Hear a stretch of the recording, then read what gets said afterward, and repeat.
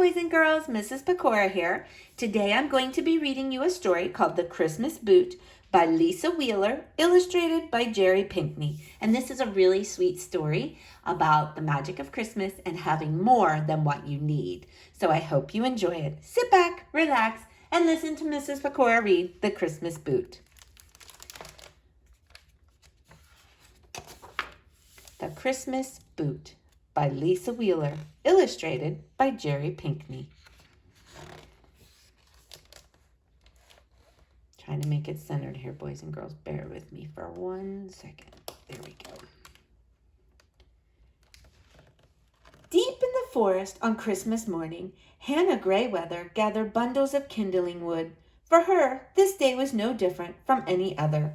As she went about her chores, she chatted to the forest. She talked to the mountains, but mostly she spoke to herself. "Brrr," she said to the mountain. "Will this winter ever be over? It chills my bones." The mountain didn't answer.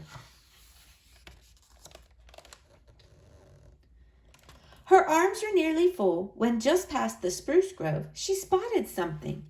In the snow, deepest black upon purest white, lay a boot. "Glory be!" Hannah exclaimed to the forest. "Who could have lost this?" The forest remained silent. And since her feet were fully freezing, and since it looked to be such a nice boot, she slipped her rag-wrapped left foot deep within it. "Ah," said Hannah, "that does feel nice."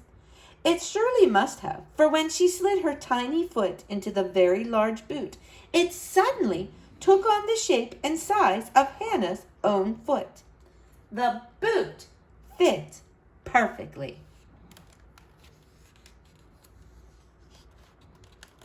Hannah headed back to her ramshackle cabin, limping her way through the snow. Her warm left foot stepped nimbly as her cold right foot struggled to keep up. "This boot was quite a find," Hannah said to the walls of her cabin. "Where do you suppose it came from?"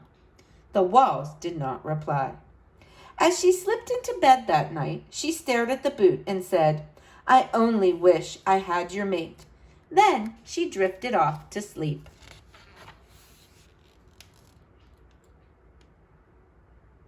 "Come on, boot," Hannah said the next morning. "Time to get to work."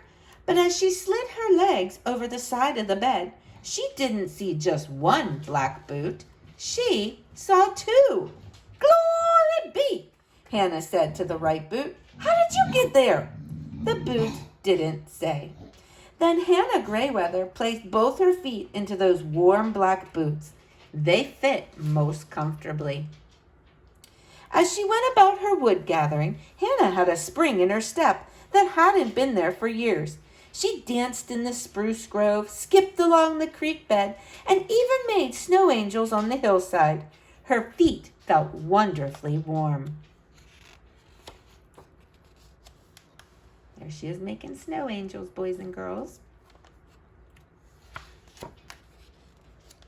That night, Hannah placed her boots next to her bed and marveled at her good fortune. "Such a magnificent find," she said to the left boot. "Who could have lost such a treasure as you?" The boot stood silent. "No matter," said Hannah. "I've made good use of you. If I had mittens as toasty warm, I would be the happiest woman in the world." In the morning, tucked neatly inside each boot was a bright red mitten. "Glory be!" Hannah said to the boots. "What form of magic is this?" The boots wouldn't tell. She put on the mittens, and like the boots, they fit perfectly. "If the boot is magic," Hannah said to the mittens, "will it give me more? Will it give me a fluffy feather bed, a fabulous feast, a big fancy house?" The mittens stayed mute. "I suppose that is too much to ask," said Hannah. "I'd best get about my chores."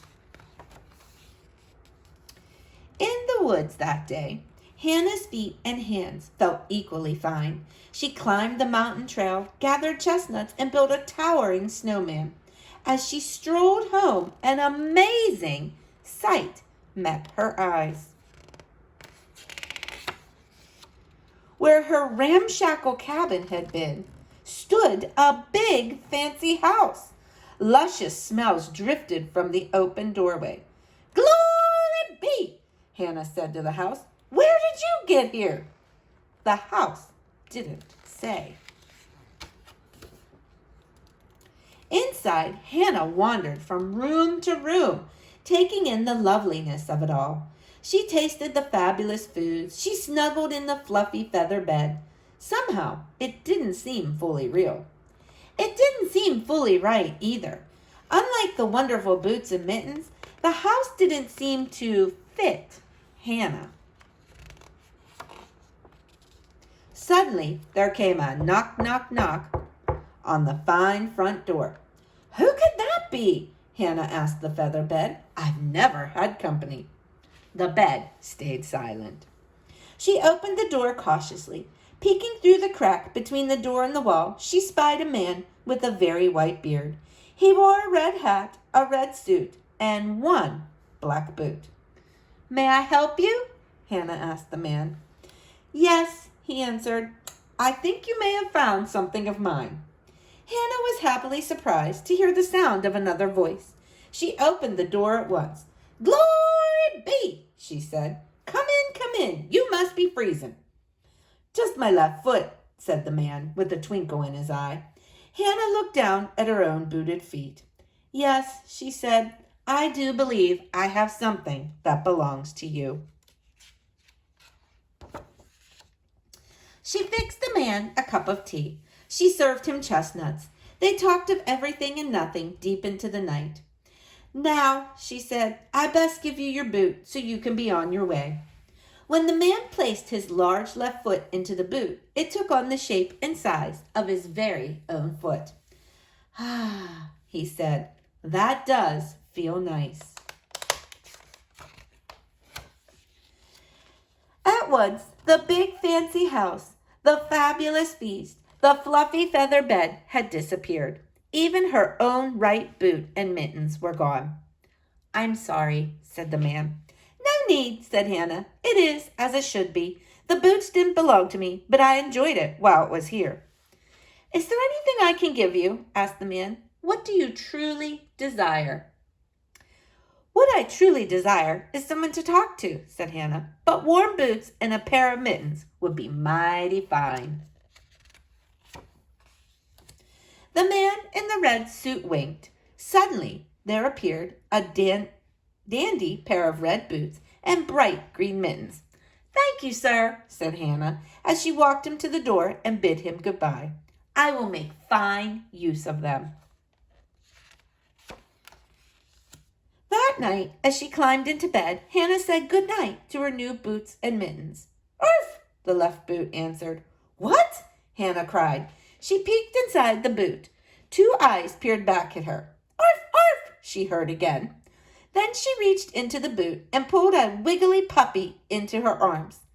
"Thank you," Hannah whispered to the night sky as she held her new friend close. The night sky answered. "Merry Christmas, Hannah. Merry Christmas." The end. I hope you enjoyed the book, boys and girls. Have a wonderful day.